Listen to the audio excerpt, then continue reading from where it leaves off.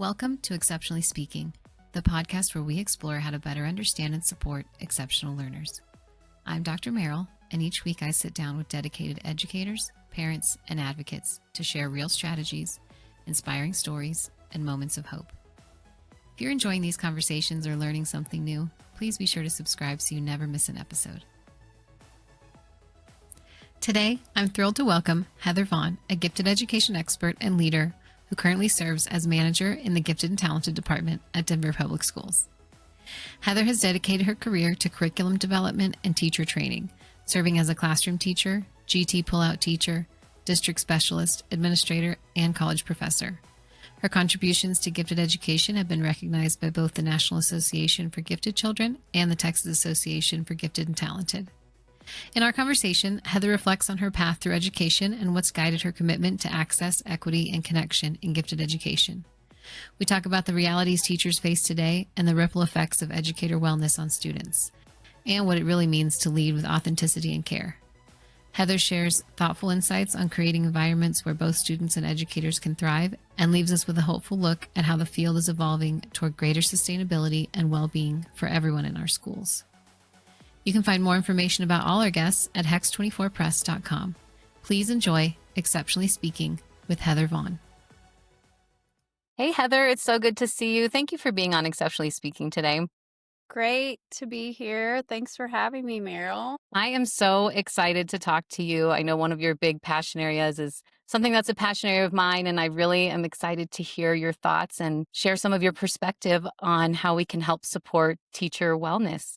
So before we get into that, I would love to hear more about you and your journey into being an educator and a leader in education, and specifically on that gifted education side as well. Absolutely. Well, I think that I was just destined to be in education, period, because my poor little brother and all my dolls and animals and things got me teaching them, sitting them in rows, talking to them about all the things, bringing home worksheets that I could get from my teachers. So shout out to my little brother for enduring. But I think beyond that, my parents, while they didn't have a post-secondary education, both always emphasized how important it was to have access to education and to take advantage of all the opportunities that are offered to you.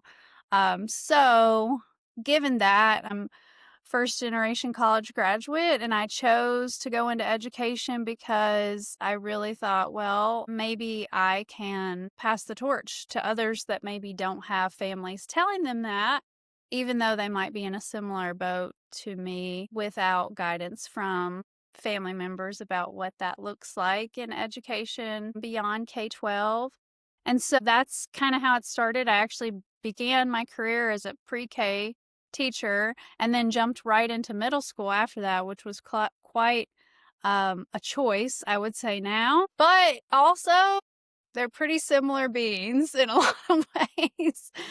They just don't want you to sing to them per se in middle school as much as pre-K. But I will say I really wanted to make a difference, and when I was in a rural school in Mississippi, we kind of just barely had anything, Title I school, and I kind of led an effort to get us an outdoor classroom, and I directed school plays and all the ridiculousness. But then I also had questions about the gifted programming because I had that myself when I was in school. And they were just like, well, we don't really have any kids. And it's like, wait, what? And so that kind of started the path of me going, how can I make sure that every kid has access? And it does not matter what type of school you're in, and it doesn't matter what kind of background you come from. And so I think that young teacher version of myself was very much like, okay, well, then we have to get things going. And luckily, in the state of Mississippi, there are a lot of state mandated protocols. But if you say you have no one, then you don't have to do anything, or at least at that time. I think the laws have changed since.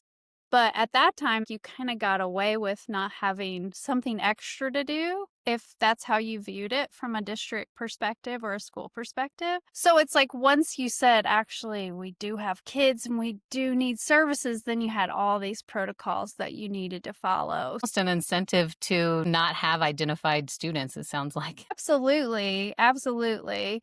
And I think, for some and for many, the myth is there of like, well, they don't really need something extra. And this feels like a lot because we're already dealing with being Title I and trying to get kids in school and all these other factors that, yes, of course, are impacting what we're able to do, but that doesn't mean those gifted students need any less. And I think that's the constant reiteration from all the gifted advocates is like, no, they're not going to be okay. I mean, we've have research that proves otherwise. So just Yeah, uh, absolutely. you know, and I would say over the course of my career, I've just worn a lot of hats. I've been a classroom teacher, been a GT pullout teacher, I've been a GT specialist for a district. I've been a mentor, I've been a program director, I've been a state outreach coordinator, been a thought partner, a lot of different hats. But ultimately, the reason why I'm in gifted education and continue to stay in education is because it's always been my foundation. And leadership and human connection are where I found my spark. And so that has also led to me being more concerned and researching and focusing on teacher wellness. Thank you. Thank you for sharing that. I know you've worked across a few different states, and so you've had the privilege of being able to work and interact with educators in different states and now being in Colorado. What do you see as some trends as far as how teachers have been feeling across the past years that you've been across different states? Yeah, I think that I see over the past 10 to 15 years for sure, just the continuation of funding being part of the conversation of whether schools and districts feel like they can provide services expected with fully staffed and fully trained positions. And I think when we're barely hanging on, due to the lack of funding or lack of staff and or lack of training, that stress is passed on to staff and also their students that are facing this every day. And some of those issues, unfortunately, they're not in school or district leaders' control directly. However, it's still being passed on. And we have to acknowledge that that stress is being passed on to teachers, and then teachers are trying to figure out how to work through it without also passing it on to their students. And I want to talk a little bit about how gifted students are being impacted by teacher wellness because they do have those sensitivities and all of these different pieces. There's a great amount of research out there that shows that gifted students particularly benefit from learning environments where teachers demonstrate emotional stability and psychological well being. And that is like key to them feeling safe, to them feeling like they can do their best. And when we look at the well being of our gifted students, as I'm sure anyone listening to your podcast is focused on, we want them to have the ability to flourish as an overall purpose in their education, right? And it may be unsurprising, but those students are being impacted by much more than the content of their academics at school. And one of the biggest influences is their teachers. And so, we don't need to get into Dabrowski and all of that. I'm sure you can do that in another podcast talk. But what I will say is them having those sensitivities and that vulnerability, it's being amplified for them because they haven't developed emotional filters and well-being tools that are needed to navigate those experiences, especially when it's coming from the adults. And so I just want to give an example of this, which is like when I was teaching middle school English, and I always greeted my students at the door. They had greeting options, just like lots of schools do. And this was 100 years ago, so it's kind of amazing that it's still happening. And I wasn't feeling well one day, so I didn't stand at the door. And I sat at my desk and was like, I'll just sit in between periods and I'm going to make it through because this is what so many of our teachers are guilty of. And I thought nothing of it.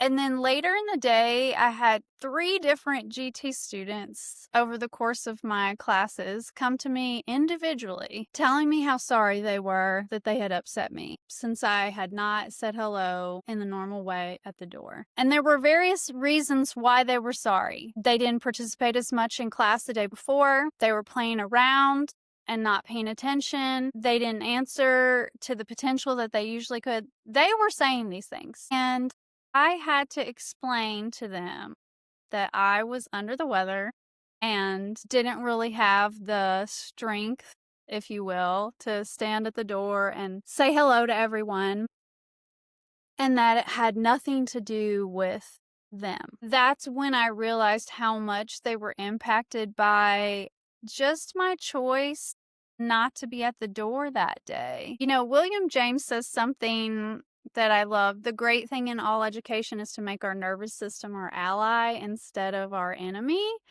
And it spoke loud when I realized how much the kids were being impacted by me just not being standing at the door and saying hello to them. So I just bring that up because when teachers are under high stress or not feeling well, oftentimes their students are going to mirror that, even without us intending. How interesting that those students just immediately internalized it, but also how wonderful that they felt comfortable enough to come talk to you about it and give you a chance to talk to them about why you had made that decision. I'm wondering too about the high levels of stress that our educators in this country are being put under right now and have been for a long time. And then we're seeing more teachers burn out. We're seeing more teachers leave the field sooner because of how stressful the work is. And I know I've experienced burnout. It's not a fun thing. I think most educators can talk about a time in their career that really they thought that was the end for them and they needed to quit because it was so stressful. And knowing that working in education, we see how broken it is. And that is not to say that there aren't really wonderful things happening in the classroom still. There are, and there are wonderful teachers. And yet we see the system and know that this is not a sustainable way for us to treat educators or to treat students. And so we're in this situation where we have so many people that care so deeply about education and about their students, and they chose to be an educator because of how much they care about students. And so then that turns into them essentially martyring themselves as an educator and working so much and working way more than they're ever getting paid for. And I wish we could just bottle up how much we care about education and that would make it better. And unfortunately, that's not the case. And so what can we do to help support educators better when we know we can't just flip a switch and change the system? We are all working really hard to change the system, but within what's in our control, what can we do to help support educators? Yeah, I think it's tricky because well-being isn't just a self-care day, which is oftentimes the band-aid for how we address it. It's like, oh, well, we'll offer you more discounts at yoga class and meditation, and that's going to get us there. But there's 3 areas of wellness that I try to model as a leader that I think are a good start for leaders that are trying to make sense. And that doesn't matter what your title is, whether you're a teacher leader or a building leader. But I think number 1 is demonstrating vulnerability and authentically, right? You're not just sharing random bits of information, but when you're late to a meeting, acknowledging that of like, I was running late today, or look at how I spilled coffee on my jacket as I was walking in. I left my lunch on the counter at home and my kids were late to school too. Whatever it is. Because oftentimes we have some really high achieving educators that when they see that you do have some cracks and you are a human and not a robot, it gives allowance for other people to recognize, okay, I've been in that situation too. And I think not just sharing those pieces, but then also acknowledging how you're trying to get back on track. But we're going to make this meeting go well, and I have a lot of things to do, and I'm not going to give up. I think that's a good start because I had plenty of mentors in my time that I thought, wow, I don't know how they get everything done. They're just always on. And so it would have been nice to see when they weren't, even just a small window to that. I think the second thing is creating a strength-based environment for teachers to hear positive asset-based feedback. The world that we live in now, especially with so much high stakes accountability and testing that's in place, we often only focus on all the things that you're not doing and all the kids that you're not moving the needle for. And so I do think that in a variety of ways, you can change that culture by choice, and you don't need money for that. Like, you can choose to, I know for me, when I was an administrator at a school, I always took sticky notes with me and wrote 2 things that I thought that they were doing amazing on, and just would note that and leave it on their desk. And these were just me walking through, nothing formal. You know, you can do that in a newsletter. I know our department at DPS does that, acknowledging people once a month with shout outs.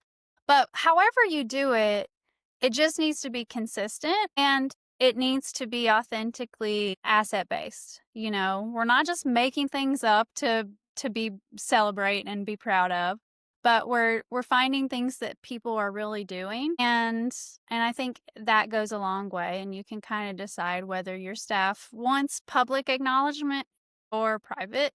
But either way, being consistent with that, I think, makes a huge difference. And I think the last one that, again, takes no funding is just modeling boundaries, whether that's an email response of saying you only check emails between this time and this time, or reinforcing that families or other staff members have to have appointments and can't just drop in. That's not because you don't want to have an open door policy.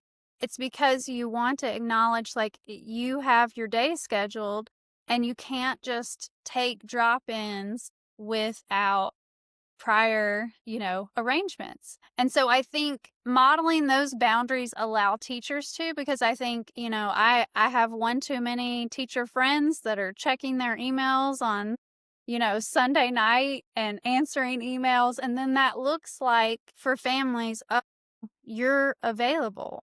And I think even if it's modeling for them how to schedule send if you must check emails, don't let people know that you're looking on the weekend, and that, because then that makes it seem like you're not prioritizing the life you have outside of your job, which I think in most professions outside of education and also nursing, people have a really hard time doing that. And we have to model it first. Those are really great points. And I think what you said on making sure that you've talked to staff on how they like to receive recognition can be huge, because you can have a really great idea to do something really publicly, and that does not make the right people feel the way that you're hoping it is, or help them feel supported. So I think that's a really good point to check in with staff on. And also on the work-life boundaries, I think after we all went home during COVID, all of a sudden it felt like there were no boundaries for a long time, and people just had access to each other constantly. And when we came back, in some ways it got better, in some ways it didn't. And I think it really takes what you're talking about, which is intentional modeling of, we're not just going to set a standard across our school or department, but we're going to model it as leaders and say, no, I'm serious. You're not even going to receive an email from me after hours. And that is showing you that I'm not expecting you to read your email. I'm not expecting you to answer your email. We're not just saying it. We do actually mean it. And so I know that can be hard when everything feels very urgent in education. And of course, there are urgent things like student mental health needs, and there are things that have to be taken care of urgently. The vast majority do not and can wait until the next day. And so I know that's something I'm always thinking about, is how can I truly model that for the other leaders and for the other educators that I'm around on what that looks like. So I'm also thinking about that idea of toxic positivity, which I think has been a phrase that kind of comes and goes. But, the idea that if we're just spouting positive encouragement all the time, and not really acknowledging kind of how people really are feeling and what it really feels like to work in education right now, we're doing a disservice to everyone. And so I just wanted to get your thoughts on how we can really strike that balance between maintaining that optimism and acknowledging the real challenges that we have. Yeah, I think that, we're often talking about in the education space about if you want to say, how are you? Do you really want to know the answer? Because, oftentimes in a school building anyway, you're walking past people and, hey, how are you? And good morning and whatever. And you actually aren't really waiting for a response. You're keeping going because you've got kids to pick up or whatever. And I think that we have to be more intentional about how we want to use that. Like, great, you can have greetings with people, of course. But can we also be thoughtful that if I really looked at you in the eyes and stopped and said, how are you, Meryl? And I meant that I wanted to hear from you, that you didn't have to go, I'm good, I'm fine. Because that's what, we're taught that choral response from a very young age, whether we realize it or not. And so one of the things that really speaks to me is being intentional with how you greet people. If you're not wanting a response, then don't give them a question like, how are you? And also building capacity in the staff or in that department where when you do come together as a group, that you do have intentional time for people to talk to each other, whether it's in a smaller group or the larger group, to be able to say, one thing that's challenging me right now. That's one of the things that we did in the last building that I was an administrator at. We started with the challenges, not as a vent session, but to acknowledge, like, okay, we have a lot of people in sensitive places right now because they're dealing with, they don't have a refrigerator that's not been delivered for a month. I had a teacher that was dealing with that. Or they have some bigger things that maybe they don't even want to talk about, but they just say, like, there's a lot going on in my personal life. Or I had a really hard student today. But being able to be sensitive to that, I think, is one of the things. And then, we used to try to end our meetings on what's something that brought you joy from this week. And people could pass if you didn't have anything you could think of, because we're not forcing people to be positive or joyful when you don't feel that way. But I think it also is a mark of culture for the leaders in the room if no one has something to say with what's been joyful. And so I also think it's helpful in a gauge of where the culture is for the building or for the department. And I think with toxic positivity, we're not trying to have everybody walking around smiling and sunshines. Like, that's not the goal. And even in elementary school, where it's a lot more possible that that's going to be the way that you're behaving in front of kids. But when you get down to the real point of having positivity in the building and optimism, is to make sure everybody's feeling connected and belonging. And so if we're really focused on feeling connected and belonging, then we don't need to do the, like, everybody smile and happy and things are great and tell us all the joyful things that are happening to you. And I think having the intention of what things are happening in your building or department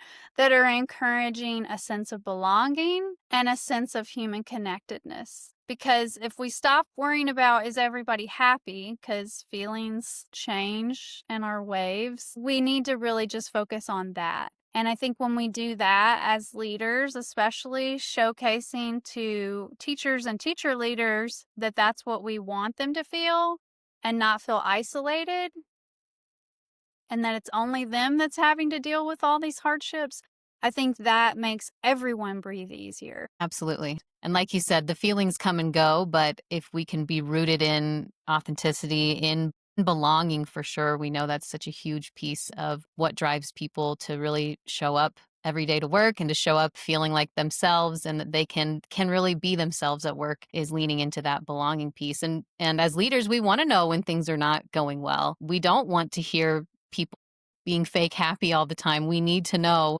if something isn't going well so we can shift, so we can support better. So the more comfortable people are feeling and more belonging they're feeling, the more we're likely to hear the real story about what's going on. So it's helpful all around. Before we wrap up, is there anything else that you just want to say about this topic that we haven't gone over? Yeah, there's so much for me to say. I did gloss over the fact that, and I don't want to. I don't want to point fingers, but we're in a place where there's so much research that's being shown that state departments of education are strongly resisting that student well-being is heavily influenced by staff well-being. And therefore, we don't have policies in place or programs in place other than like what your HR does for health and opportunities like that to disrupt this. And as we continue to see chronic stress and burnout that creates teacher turnover, we have to really acknowledge what it would take to not just look at human capital, but how do we maximize human flourishing in teacher education? And that means we have to be innovative. We've been doing school, if you will, pretty much the same way since the turn of the century when it was invented, here in the States anyway.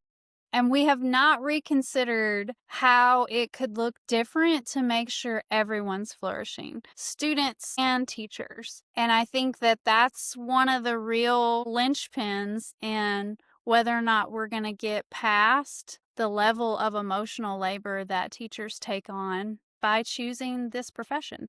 That's something I often think about too is, we continue to approach education in this country in the same way that it's always been approached. And yet our students are so different and our staff is different. And then there's still a huge element of sexism, people not recognizing teachers as human beings, as if you work outside of education, you think of teachers as something completely separate and not humanized. And then when you get into it, you realize, okay, wow, there's a lot of really wonderful people who are putting up with a lot in order to support our students. So I think those are really great points. And we can continue to talk about it and continue to uplift the research and to say, here's what we're going to do. We can't wave our wand and fix what state departments are doing, but here's what we're going to do on our micro level to impact student success and student experience through the support of their educators in the hopes that it will catch on in a larger space. So thank you for sharing that. And I think a good segue into our final question, which is really what's just giving you hope right now for the future of gifted education or public education or support of our teachers in general? Well, I think just on that note, I'm really hopeful about the sustainability and innovation that's possible in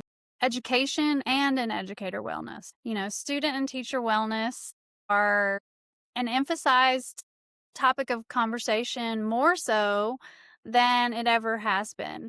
It's not being ignored. Finally, it's not being ignored. And so I think because we've come such a long way in acknowledging the needs of the whole child and how do we reach the whole child and taking care of the whole child and not just the academics or intellectual parts of a child. I'm hopeful that that's possible for our schools and for our educators that are in schools, because in today's schools and classrooms, exceptional student services more often than not take into account, their social emotional needs and all these other components, these wraparound services, mental health supports. And I am excited because I feel like it took a long time for us to get there. And so that means that because this conversation is happening now and has been, I think educators are starting to be seen similarly as human beings versus human doings.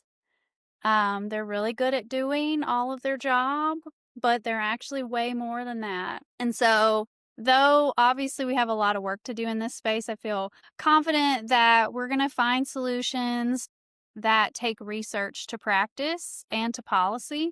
That's my hope.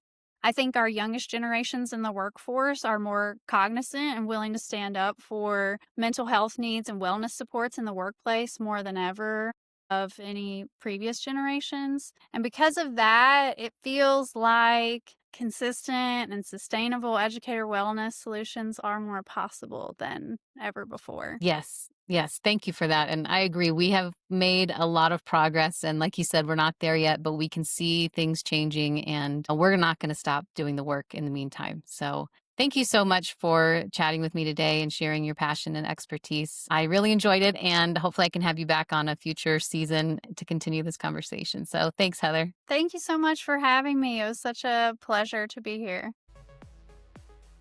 This episode of Exceptionally Speaking is brought to you by Hex 24 Press, where education meets imagination.